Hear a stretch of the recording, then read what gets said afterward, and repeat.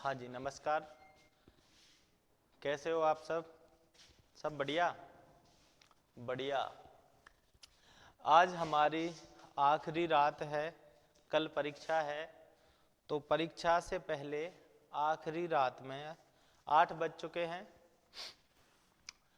आज हम पढ़ाई से ज़्यादा ध्यान अपने मानसिक संतुलन पर रखेंगे। किस पे रखेंगे?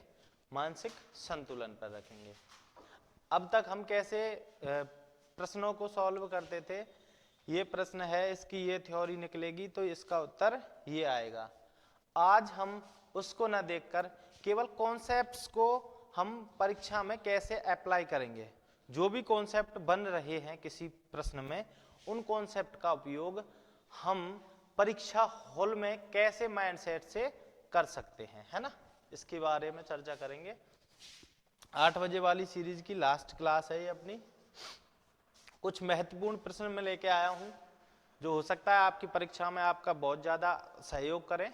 अगर डायरेक्ट प्रश्न सहयोग ना करें तो कोई गाली ना देना, क्योंकि इन प्रश्नों के कॉन्सेप्ट आपकी हेल्प जरूर करेंगे, है ना। अगर ये प्रश्न डायरेक्ट आपकी हेल्प नहीं करेंगे तो इन प्रश्नों के जो कॉन्सेप्ट हैं वो आपकी जरूर परीक्षा में हेल्प करेंगे। ठीक है जी। तो स्टार्ट करते हैं आज की परीक्षा, आज की क्लास को स्टार्ट करते हैं। हाँ जी, सबसे पहला प्रश्न है निम्न में से कौन सा क्षेत्र मनोविज्ञान के अंतर्गत नहीं आता है। अब जो ये कॉन्सेप्ट है, इसमें कौन सा कॉन्सेप्ट है? इसमें है मनोविज्ञान के क्षेत्रों का। किसका? मनोविज्ञान के क्षेत्रों का, कि मनोविज्ञान के कौन कौन से क्षेत्र होते हैं। अमेरिकन साइकोलॉजिकल एसोसिएशन में आज के टाइम पर 54 डिविजन्स बने हुए हैं। इसका मतलब 54 क्षेत्र हैं, लेकिन हमारे लिए उन क्षेत्रों को बाहरी रूप से देखने के लिए केवल 17 या 18 क्षेत्र मिलते हैं। अब उन क्षेत्रों का कैसे पता चलेगा? चैनल पर विजिट कीजिए, उसमें एक क्लास 5 मिनट की क्लास, ज्यादा से ज्यादा 5 मिनट की आपकी क्लास है, उसमें विस्तार से बताया गया है कौन कौन से क्षेत्र हैं और कौन से क्षेत्र में क्या होता है। ठीक है, उस क्लास को अगर आप देखोगे तो आपके समझ आ जाएगा। उस क्लास का लिंक मैं डिस्क्रिप्शन में डलवा दूंगा। ठीक है, तो एबनॉर्मल साइकोलॉजी ये तो मनोविज्ञान का है, क्योंकि मनोविज्ञान के क्षेत्रों में सामान्य मनोविज्ञान भी आती है और असामान्य मनोविज्ञान भी आती है। ठीक है, उसके बाद औद्योगिक इंडस्ट्रियल साइकोलॉजी ये भी है। जो असामान्य मनोविज्ञान है, इसमें क्या होता है? इसमें जो सामान्य व्यवहार नहीं करते हैं, जो भी लोग सामान्य व्यवहार नहीं करते हैं, उन लोगों के बारे में चर्चा की गई है। किसमें? असामान्य मनोविज्ञान, एबनॉर्मल साइकोलॉजी में। उसके बाद औद्योगिक मनोविज्ञान में क्या है? जो इंडस्ट्रियल जो क्षेत्र होते हैं उनमें औद्योगिक मनोवैज्ञानिक मिलते हैं। जैसे किसी प्रोडक्ट को कैसे बेचना है या कौन सा प्रोडक्ट आज के टाइम पे बनाना चाहिए। जैसे हम कपड़ों को ले लें, आज के टाइम पे कौन से कपड़े का फैशन ज्यादा चल रहा है और वो क्यों चल रहा है, इसके बारे में जो साइकेट्रिस्ट होते हैं, इंडस्ट्रियल जो साइकेट्रिस्ट होते हैं, वो औद्योगिक मनोवैज्ञानिक होते हैं। वो इसके बारे में विस्तार से चर्चा करके किसी भी इंडस्ट्री को आगे ले जाने में उसकी हेल्प मिलती है। ठीक है, उसके बाद है इकोनॉमिकल साइकोलॉजी। ये मनोविज्ञान का कोई क्षेत्र आज के टाइम पे नहीं है। ठीक है, इकोनॉमिकल साइकोलॉजी का कोई भी क्षेत्र आज के टाइम पे नहीं है, आर्थिक मनोविज्ञान। उसके बाद खेल मनोविज्ञान, स्पोर्ट्स में भी साइकेट्रिस्ट होते हैं। जैसे कोई खेल जितना महंगा है उस खेल में उतने ही ज्यादा साइकेट्रिस्ट अवेलेबल होते हैं। जैसे जो खेल महंगा है उसमें एक खिलाड़ी का पर्सनल साइकेट्रिस्ट होता है। जैसे किसी प्लेयर को आप एग्जांपल ले लो, विराट कोहली का एग्जांपल ले लो, है ना। विराट कोहली का एग्जांपल ले लो। विराट कोहली मैदान पे खेलता है, उस टाइम पे जब वो मैदान पे खेलता है तो उसका मनोवैज्ञानिक वातावरण है, जो साइकोलॉजिकल एनवायरनमेंट है, वो कैसे सही रह सके, इसके लिए उसका पर्सनल साइकेट्रिस्ट होता है। अगर कोई खेल सस्ता है तो उसमें क्या होता है, पूरी टीम का एक साइकेट्रिस्ट होता है। तो खेल मनोवैज्ञानिक भी होते हैं, ठीक है जी। उसके बाद अगला लेते हैं। अगला प्रश्न है, अब 5 मिनट वाली अगर वो क्लास आप देख लोगे तो क्या है कि किसी के बारे में कुछ बताने की जरूरत नहीं, आप स्वयं से जान जाओगे। मैंने विस्तार से बताया हुआ आप केवल 5 मिनट में, ठीक है। उसके बाद शिक्षा मनोविज्ञान की विषय वस्तु की व्याख्या के लिए उपयुक्त पद है।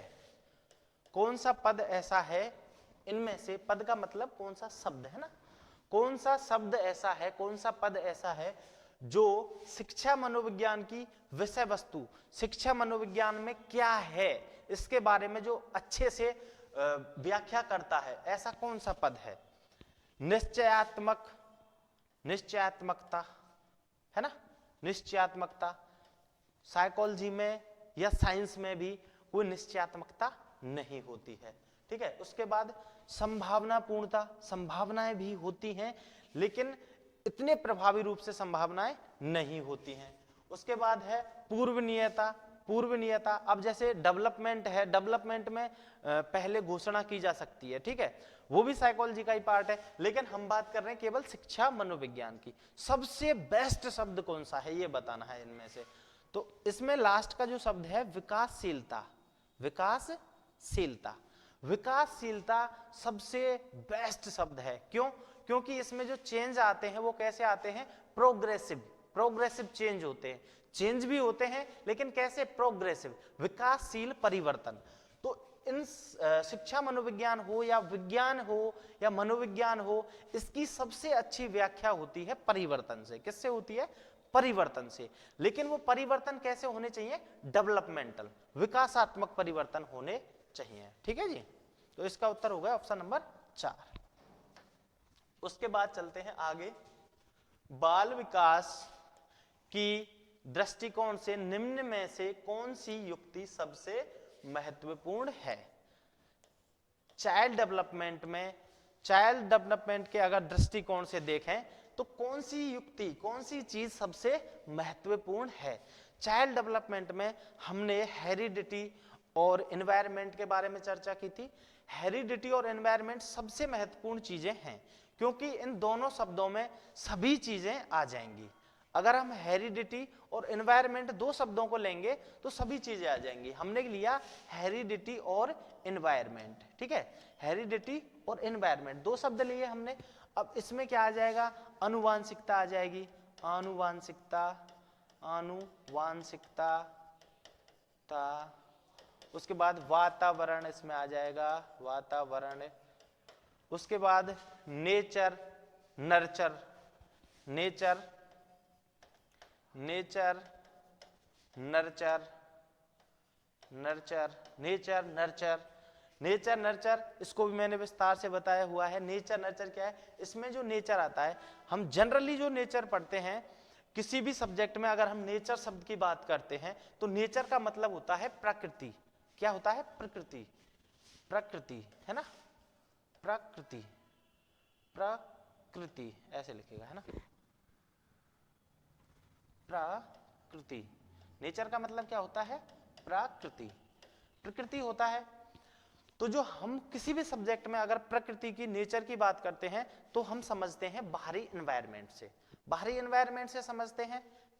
जो नेचुरल चीजें हैं, जो प्राकृतिक चीजें हैं, उन्हीं से समझते हैं, उन्हीं से इसमें समझना है। लेकिन इसमें थोड़ा डिफरेंस क्या है, इसमें बात चल रही है चाइल्ड डेवलपमेंट में बच्चे के नेचर के बारे में। जो बच्चा है जिसकी स्टडी हम कर रहे हैं, उस बच्चे का नेचर, उस बच्चे की प्रकृति। तो इसका मतलब जो उस बच्चे की जो प्रकृति है, नेचर है, वो आनुवांशिकी पे डिपेंड होता है। किस पे डिपेंड होता है, आनुवांशिकी पे डिपेंड होता है। उसके बाद नर्चर बाहरी चीज है, पोषण बाहरी चीज है, प्रकृति आंतरिक चीज है, आनुवांशिकी से आती है, और जो पोषण है वो बाहर से मिलता है, पोषण है जो बाहर से मिलता है, ठीक है साहब। उसके बाद इसमें सभी शब्द, जो भी यहाँ पे शब्द हैं, सभी इसमें आ जाएंगे। देखो, जो भोजन एवं पोषण है, इन दोनों का मतलब है एक। क्या है दोनों का मतलब, एक। भोजन वातावरण से आएगा, नर्चर से आएगा, पोषण को नर्चर बोल रहे हैं। उसके बाद भोजन और पोषण दोनों एक ही चीज हो जाएंगी, मतलब वातावरण का, एनवायरमेंट का हिस्सा हो जाएंगी। उसके बाद है वंशानुक्रम व वातावरण। वंशानुक्रम अनुवांशिकी से हो जाएगा, हेरिडिटी हो जाएगा, और वातावरण एनवायरमेंट, ये दोनों अलग अलग चीजें, दो चीजें हो गई। उसके बाद प्रेम व देखभाल। ये प्रेम और देखभाल हैं, ये आनुवांशिक नहीं है, ये बच्चे की खुद की प्रकृति नहीं है। प्रेम और देखभाल जो हैं, दोनों के दोनों एनवायरमेंट का, बाहरी वातावरण का हिस्सा हैं। क्योंकि किसी बच्चे से हम प्रेम करें या उसको प्रेम ना करें या देखभाल करें तो हम बाहरी रूप से करते हैं, आंतरिक रूप से नहीं करते हैं। तो ये सभी, ये दोनों चीजें किस में आ जाएंगी? एनवायरमेंट में, वातावरण में आ जाएंगी। उसके बाद है वंशानुक्रम एवं शिक्षा। अब ये बात थोड़ी जचने लायक है, ये बात थोड़ी जचने लायक है। क्यों है जचने लायक? क्योंकि वंशानुक्रम आ गया, इसका मतलब अनुवांशिकी आ गई। शिक्षा आ गया, इसका मतलब एनवायरमेंट आ गया। जो शिक्षा है वो एनवायरमेंट से मिलती है, लेकिन जो शिक्षा जो शब्द है इसका अर्थ है संकुचित। क्या है? संकुचित। व्यापक अर्थ शिक्षा नहीं देता है। शिक्षा केवल शिक्षा के बारे में बताएगा, ठीक है। बाकी जो चीजें हैं, देखभाल है, भोजन है, पोषण है, वो शिक्षा में नहीं आएगा, ठीक है। और पोषण को अगर हम केवल पोषण को लें तो पोषण में शिक्षा भी आ जाएगी, ठीक है। ये संकुचित अर्थ प्रकट करता है, शिक्षा शब्द है, इसीलिए हम इसको न मानते हुए इसका उत्तर क्या मानेंगे? ऑप्शन नंबर बी, वंशानुक्रम और वातावरण, ठीक है। अब ये जो कॉन्सेप्ट है आपका अनुवांशिकी और वातावरण का, ये क्लियर है तो एक प्रश्न 101% आपकी परीक्षा में मिलेगा। इसमें आपको केवल ये समझना है पूछा क्या है, आपको क्या पढ़ना है? प्रश्न पढ़ना है बाल विकास के दृष्टिकोण से। तो चाइल्ड डेवलपमेंट है जो, उसके दृष्टिकोण से केवल हमको देखना है। बाल विकास के दृष्टिकोण से निम्न में से कौन सी युक्ति सही है? कौन सी युक्ति सही है? इनमें से वो युक्ति सही है जो चाइल्ड डेवलपमेंट को सबसे अच्छे प्रकार से प्रकट करती है। सबसे अच्छे प्रकार से प्रकट करती है हेरिडिटी और एनवायरमेंट, H इंटू ई। तभी तो हम लिखते हैं H into E, H into E is equal to D. Development क्या है? विकास क्या है? अनुवांशिकी, अनुवांशिकी और वातावरण का हिस्सा। क्या है? अनुवांशिकी और वातावरण का वो है, गुणात्मक योग है। अगर अनुवांशिकी और वातावरण का हम गुणा कर देंगे, उसका मतलब क्या निकलेगा? उसका मतलब डेवलपमेंट निकलेगा, ठीक है। अब चलते हैं अगले प्रश्न पर। प्रश्न नंबर अगला, बच्चे की बुद्धि लब्धि IQ, इंटेलिजेंट क्वोशिएंट, बच्चे की बुद्धि लब्धि 90 से 110 के मध्य है तो वह कैसी बुद्धि होगी या कैसी बुद्धि का होगा? अगर किसी बच्चे की जो बुद्धि है वो 90 से 110 है, कितनी है IQ? 90 से 110 है, तो वो कैसी बुद्धि होगी, ठीक है, इसमें बताना है ये। तो 90 से 110 क्या होता है? सामान्य बुद्धि होती है। बुद्धि वाली क्लास देखना, क्लास नंबर 12-13 के समथिंग मिलेगी आपको, जो पूरी साइकोलॉजी कराई हुई है उसमें 12-13 नंबर क्लास है, उसमें ये बहुत अच्छे से विस्तृत रूप से बताया गया है ना, उसको देख लेना, ठीक है। उसके बाद आगे ये जो हैं सभी, ये क्या है? 110 प्लस। क्या है? 110 प्लस। ये सभी क्या है? 110 से ज्यादा हैं, ठीक है। उसके बाद अगला प्रश्न लेते हैं। अगला प्रश्न, जब सोचने की प्रक्रिया किसी भाषा द्वारा प्रभावित होती है तो इस स्थिति को क्या कहा जाता है? जब हम सोचते हैं और हमारा सोचना किससे प्रभावित हो रहा है? भाषा से, लैंग्वेज से प्रभावित हो रहा है, तो इस स्थिति को हम क्या कहेंगे? संस्कृति प्रभावित कहते हैं? जी नहीं, कह सकते हैं, लेकिन संस्कृति प्रभावित पूर्ण रूप से नहीं है। हो सकता है लेकिन अर्थ संकुचित प्रकट होगा। संस्कृति फोकस भाषा पर नहीं करती है, संस्कृति और विभिन्न चीजों पर भी फोकस करती है। उसके बाद है भाषा निर्धारित। ये बिल्कुल परफेक्ट उत्तर है, इसका परफेक्ट उत्तर है, क्योंकि इसमें केवल भाषा के बारे में बात की है। भाषा से प्रभावित हो रहा है सोचना, तो वो क्या कहलाएगा, वो कहलाएगा भाषा निर्धारण या भाषा निर्धारित करती है उसको। ठीक है, अगर कोई सोचना भाषा से प्रभावित हो रहा है, इसका मतलब हम किसी भाषा से हमारा सोचना निर्धारित हो रहा है। तो भाषा निर्धारित, हाँ कॉग्निटिव जो वो है क्षेत्र है, पक्ष है, उसका भी ये हिस्सा है, ये बात ठीक है। जो भाषा का निर्धारण है ये कॉग्निटिव पक्ष से संबंधित है, संज्ञानात्मक पक्ष से संबंधित है, लेकिन इसका मतलब ये नहीं हो सकता, क्योंकि इसमें जब एग्जैक्ट ही उत्तर दिया हुआ है तो एग्जैक्ट सही माना जाएगा। ठीक है, सामाजिक भाषाई उद्धृत ये भी सही है, लेकिन परफेक्ट उत्तर इसमें कौन सा है, भाषा निर्धारण। अब क्या होगा, कल आप परीक्षा हॉल में होगे, कल आप कहाँ होगे, परीक्षा हॉल में, तो वहां पे भी आपको सेम समस्या देखने को मिलेगी। आपको लगेगा ये उत्तर भी सही है, ये उत्तर भी सही है, ये उत्तर भी सही है, तो उसमें आपको कुछ नहीं करना, केवल प्रश्न को पढ़ना है। अगर प्रश्न डायरेक्ट किसी चीज का आंसर मांग रहा है तो आप डायरेक्ट आंसर दो, अगर प्रश्न व्यापक उत्तर मांग रहा है तो व्यापक उत्तर दो। अगर प्रश्न व्यापक उत्तर इसका मांगता कौन से क्षेत्र में आएगा, तो ये आएगा संज्ञानात्मक पक्ष में, किस में आएगा, कॉग्निटिव फील्ड में। ठीक है, कॉग्निटिव क्षेत्र में।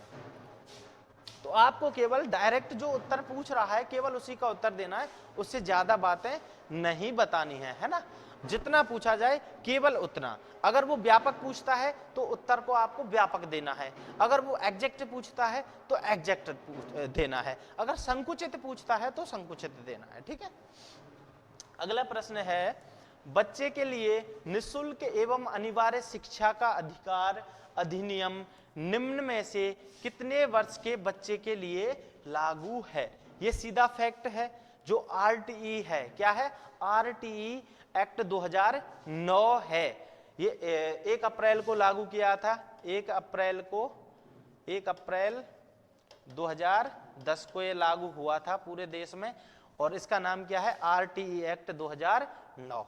ठीक है, इसमें यह बताना है कि जो बच्चे की जो आयु है वो कितनी निर्धारित की है, कितनी उम्र के बच्चे पे ये लागू होता है।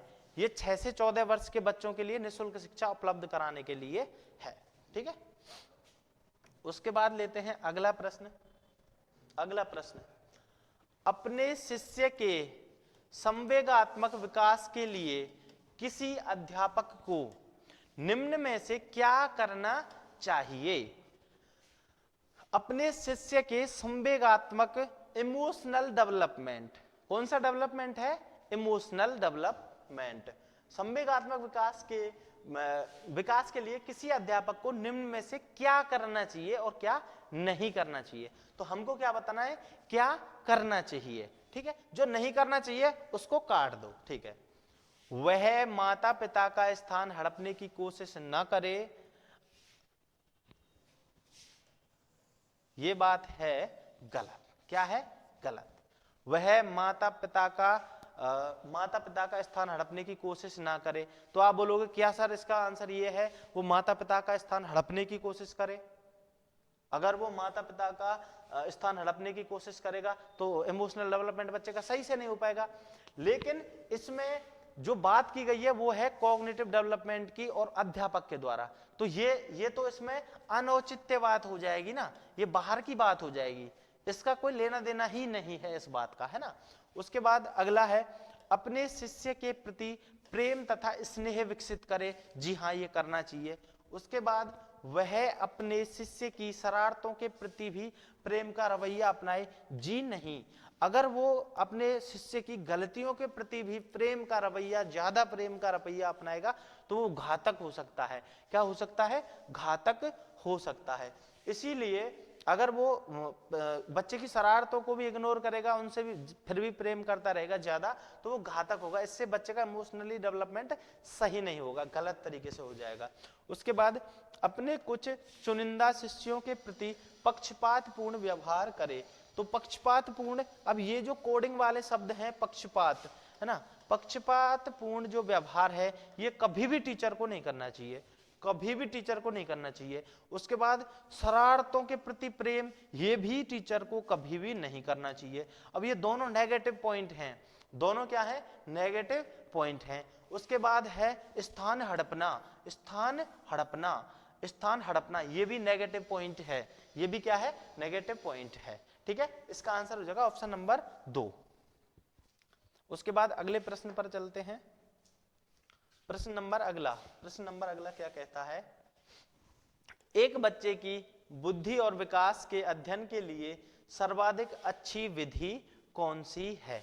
किसी बच्चे का क्या है, हमें एक तो इंटेलिजेंस है ना, बुद्धि, इंटेलेक्चुअल जो उसकी वो है उपलब्धि उसको, उसके बाद विकास को, किसको, डेवलपमेंट को, इन चीजों का क्या करना हमें अध्ययन। तो कौन सी विधि से करें जो अच्छा होगा। मनोविश्लेषण विधि बुद्धि और विकास का मनोविश्लेषण विधि से नहीं हो सकता, बुद्धि का बहुत अच्छे से हो सकता है। उसके बाद तुलनात्मक विधि, इससे तो हो ही नहीं सकता विकास का। उसके बाद तुलनात्मक विधि से अगर हम करेंगे तो टाइम भी ज्यादा लगेगा और बच्चे भी ज्यादा चाहिए होंगे, केवल 2 बच्चों से हम तुलनात्मक अध्ययन नहीं कर सकते किसी के विकास को और बुद्धि को निर्धारित करने के लिए, ठीक है, तो ये भी गलत हो जाएगा। उसके बाद है विकासीय विधि, डेवलपमेंटल मेथड, सांख्यिकी विधि से भी नहीं कर सकते, तो इसका उत्तर होगा डेवलपमेंटल मेथड। विकासीय विधि से कैसे कर सकते हैं, किसी बच्चे की एक एज पर बौद्धिक लेवल ये है, उसके बाद उसका डेवलपमेंट इतना है, उसके बाद अगला एज ग्रुप है उस बच्चे का, अगले एज में पहुंचा, वो अगले स्टैंडर्ड में पहुंचा, उसकी बुद्धि का टेस्ट किया, दोबारा से बुद्धि को देखा, उसके डेवलपमेंट को देखा, ऐसे कर करके उसका डेवलपमेंटल प्रोसेस में क्या कर सकते हैं, हम अध्ययन कर सकते हैं। तो इसका उत्तर क्या हो जाएगा, विकासीय विधि। क्या हो जाएगा, विकासीय विधि। उसके बाद अगले प्रश्न पर चलते हैं। कोहलबर्ग के अनुसार सही और गलत के बारे में, अब इसको प्रश्न को ध्यान से पढ़ोगे तो उत्तर इसका इस प्रश्न में ही है। कोहलबर्ग के अनुसार सही और गलत के बारे में निर्णय लेने के लिए शामिल चिंतन प्रक्रिया को क्या कहते हैं। हमको क्या लेना है, सही और गलत के बारे में निर्णय लेना है। किसी को, बच्चे को सही और गलत के बारे में लेना है निर्णय। क्या लेना है, निर्णय। सबसे पहली बात क्या होगी, लेना क्या है, लेना है जी निर्णय लेना है।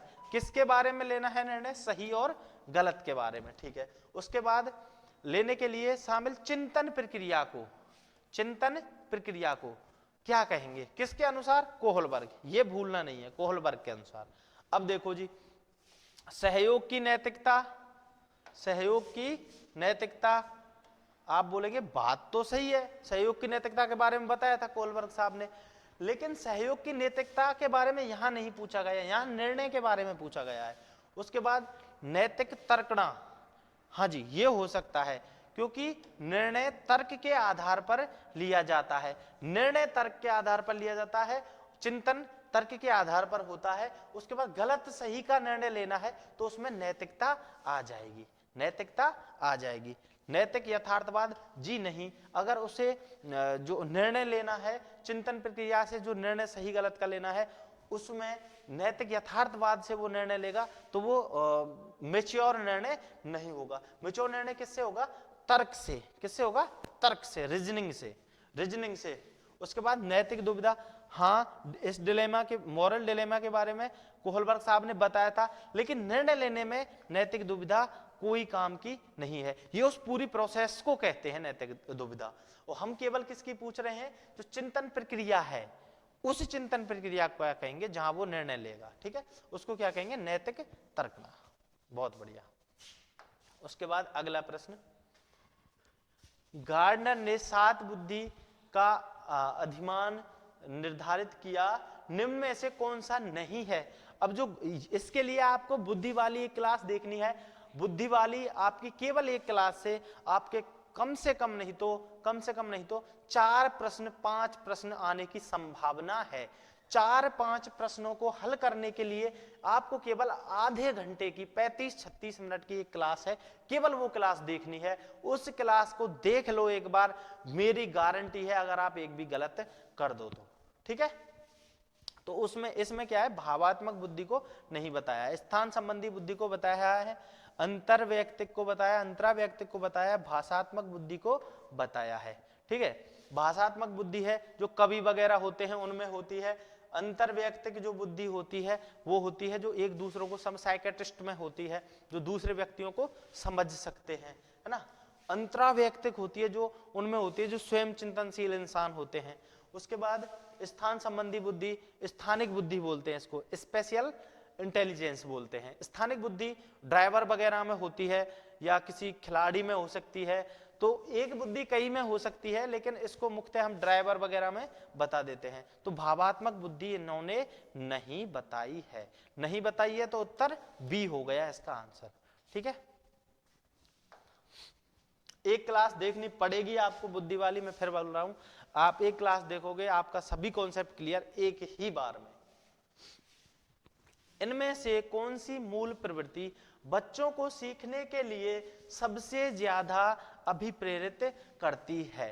कौन सी मूल प्रवृत्ति ऐसी है जो बच्चों को सीखने के लिए सर्वाधिक प्रेरित करती है?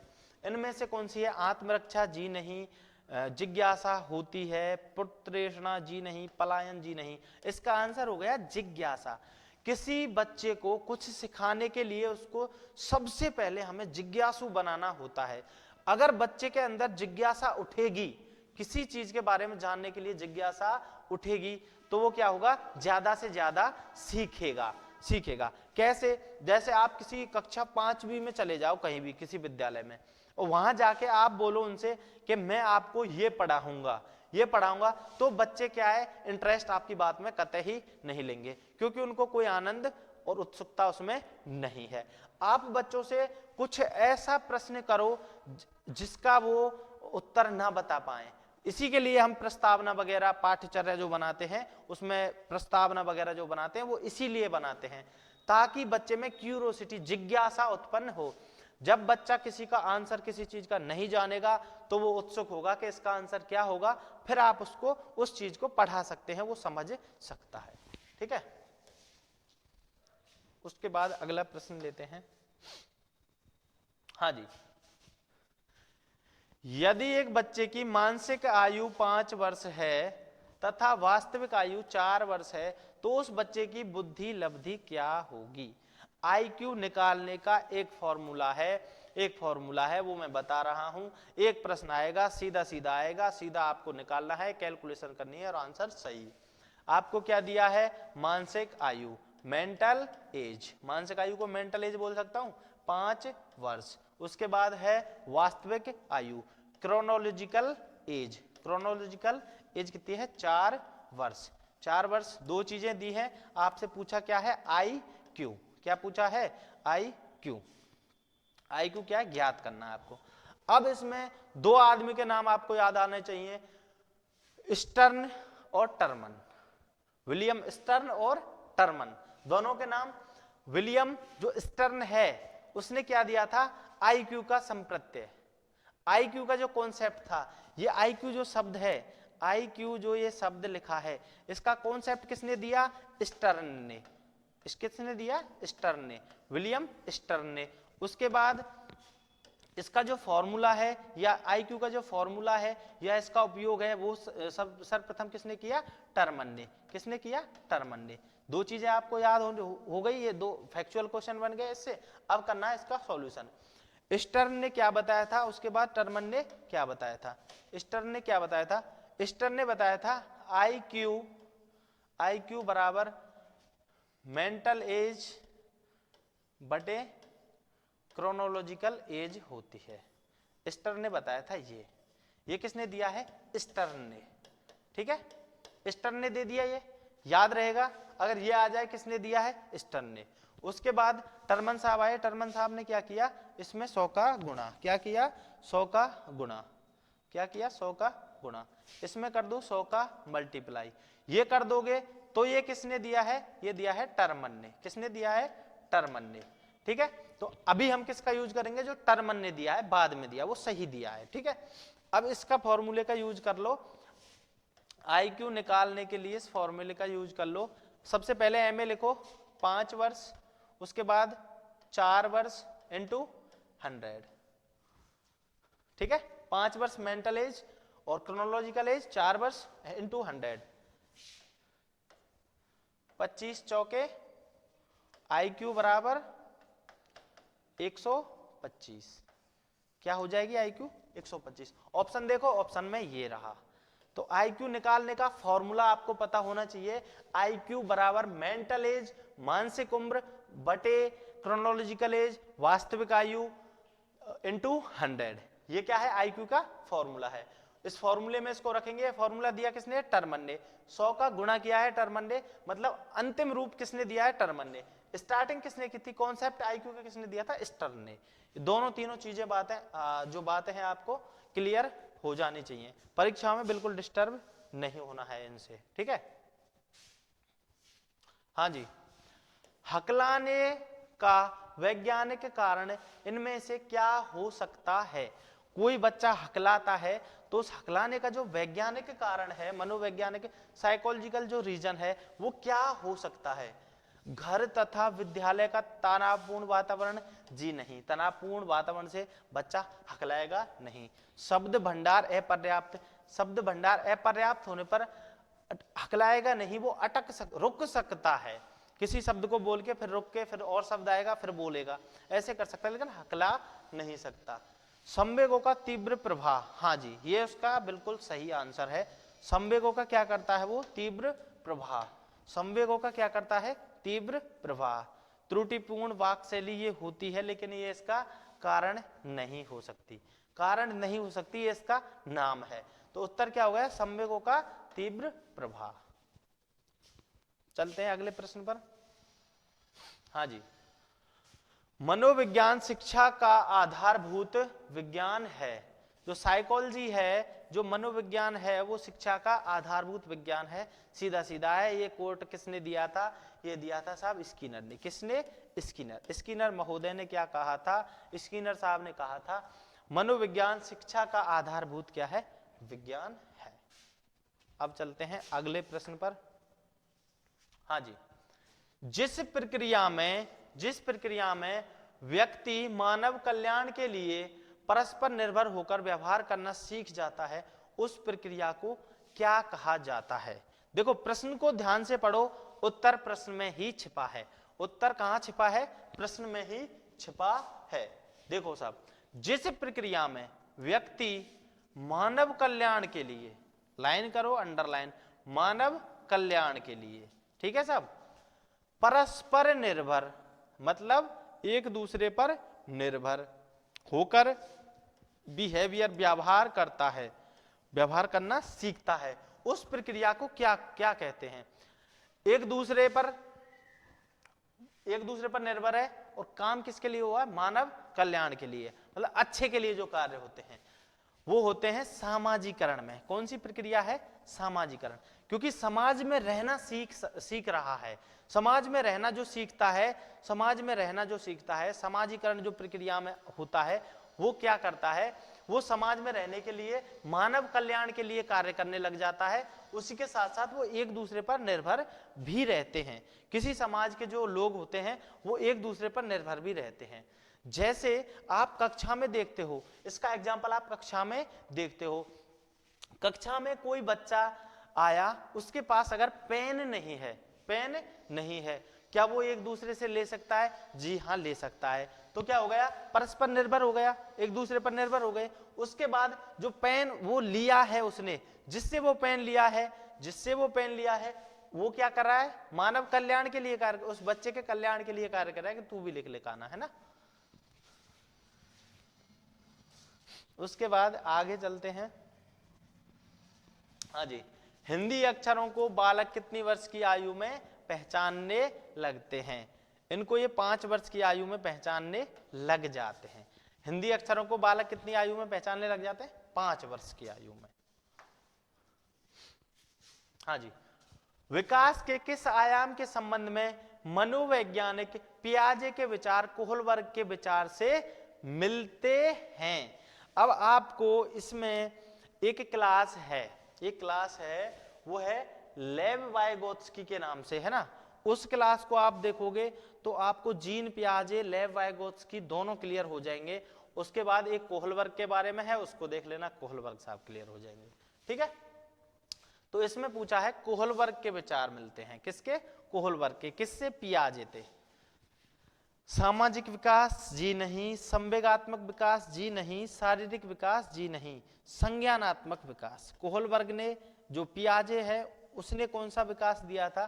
जो पियाजे है उसने कॉग्निटिव डेवलपमेंट के बारे में बताया था। किसके बारे में? संज्ञानात्मक विकास के बारे में बताया था। लेकिन जो कोहलबर्ग हैं इन्होंने नैतिक विकास के बारे में बताया था। किसके बारे में बताया था? नैतिक विकास के। लेकिन जो नैतिक विकास कोहलबर्ग का हो रहा था वो किस पे आधारित था? संज्ञान पे आधारित। किस पे आधारित था? संज्ञान पर आधारित था। इसका उत्तर ये हो जाएगा। किसी शिक्षक को किसका ज्ञान होना चाहिए? आप टीचर बनोगे तो आपको किस चीज का ज्ञान होना चाहिए? अध्यापन विषय का? जी होना चाहिए। बाल मनोविज्ञान का? जी होना चाहिए। शिक्षा संहिता का? जी हो तो ठीक है, नहीं तो काम चल भी जाएगा। शिक्षा संहिता का ज्ञान आपको हो तो ठीक है, नहीं तो काम चल भी जाएगा, है ना। कानून का ज्ञान होना इतना जरूरी नहीं है। कानून का इतना जरूरी नहीं है, हो तो बढ़िया बात है। तो इसका उत्तर हो जाएगा अध्यापन विषय और बाल मनोविज्ञान दोनों है इसमें। तो दोनों का ज्ञान अगर टीचर को होगा तो वो एक अच्छा शिक्षक बन सकता है। ठीक है जी। तो उसके बाद चलते हैं अगले प्रश्न पर। विकास में वृद्धि से क्या तात्पर्य है? डेवलपमेंट में जो ग्रोथ है उससे क्या तात्पर्य है? जो डेवलपमेंट है उसमें ग्रोथ का मतलब क्या है? पहली बात तो यह है जो ग्रोथ नापी जा सकती है, देखी जा सकती है, वही है ना। ज्ञान में वृद्धि? जी नहीं। वृद्धि है जो, ज्ञान में वृद्धि नहीं है। ज्ञान में वृद्धि नहीं है क्योंकि ज्ञान में जो वृद्धि है वो कॉग्निशन है ना। उसके बाद संवेगों में वृद्धि, ये इमोशनल डेवलपमेंट है। ये कैसा डेवलपमेंट है?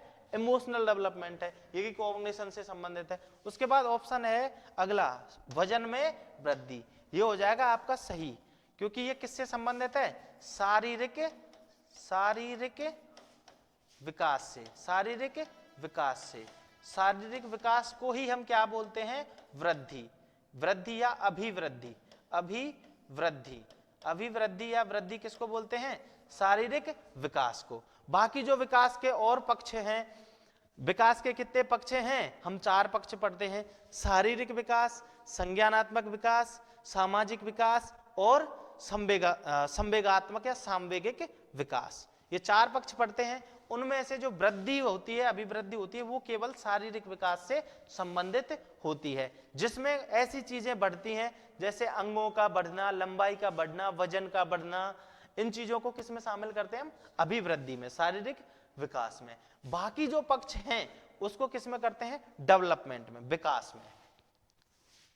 अब इसमें आकार का बढ़ना है, उसके साथ साथ सोच समझ और स्किल्स का बढ़ना भी आ गया, इसीलिए ये गलत हो गया। ठीक है, तो उत्तर होगा ऑप्शन नंबर सी। अगला प्रश्न लेते हैं।